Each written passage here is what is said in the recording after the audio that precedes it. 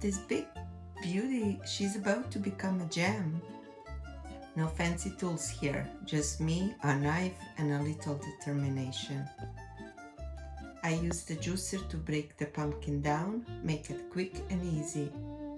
Then I roasted the pumpkin and apples together, sprinkled with sugar. The oven does all the work. Slow caramelizing, rich flavor. After roasting, I just mix it all together. No need for pectin, just the natural sweetness and texture. Warm jam goes into clean jars.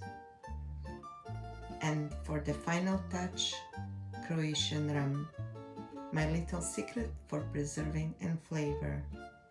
Pumpkin and apple jam made the old-fashioned way with heart, not a recipe.